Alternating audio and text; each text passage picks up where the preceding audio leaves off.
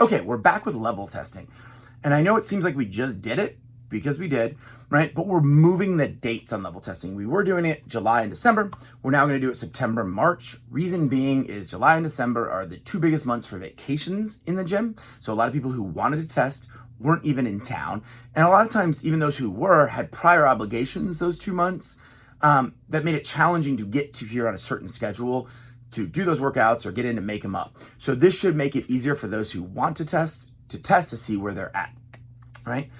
In order to also make this easier, we actually have an app now. Before we had the big chart and you had to read and see what you did and kind of you took your level, you got your time and you looked for your number score from 1 to 15. Well, it's now 1 to 20, but the app will calculate that all for you. So all you have to know is what level you did, and there'll be a little chart you can see, and then what your time or your reps were, or your rounds and reps, or what your weight was on the strength piece, and it'll automatically calculate it for you.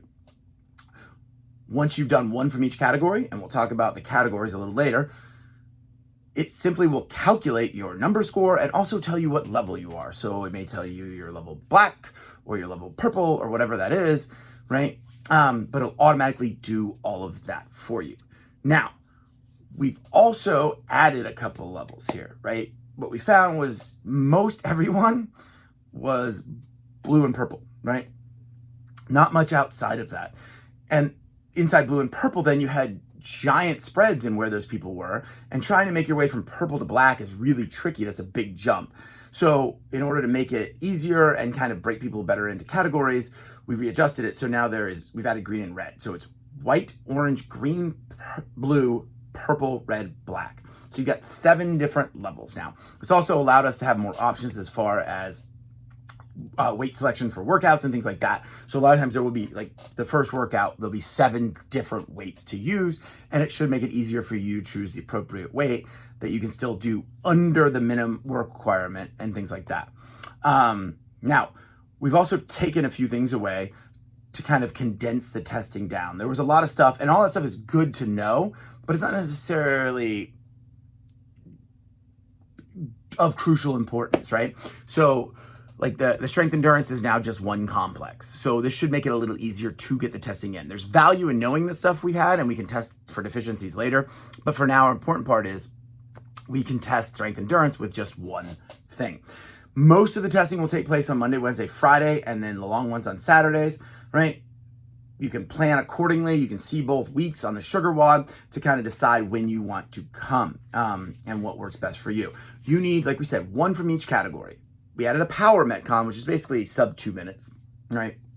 Short, medium, long, and then you'll need a squat, a pull, so hinging, you're looking at deadlifts, power cleans there, and a press, as well as the bear complex, which is what we're using for strength endurance. And this time we're gonna test kipping pull-ups, which you can use strict pull-ups if you don't have your kip yet, but your score won't quite be the same, and it'll give you an idea of where to work on that, right? Now, a couple things to keep in mind. If you're somebody who comes 4, 5, 6 days a week, think about that before you start testing. Actually make a plan. These are the days I need to test.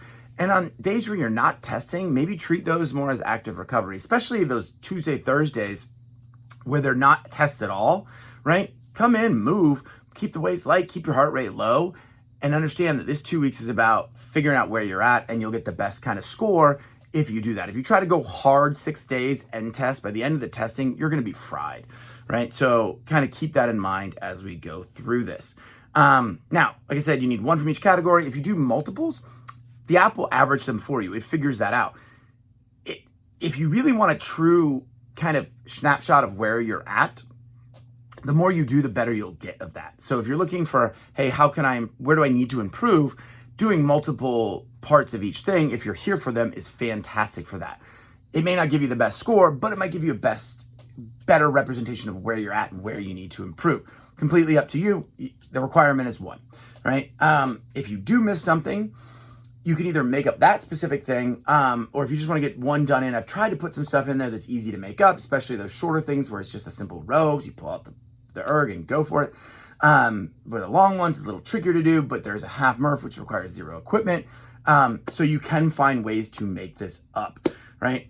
Now, keep in mind that the app I tested it the best I could by myself, so we may run into things that pop up.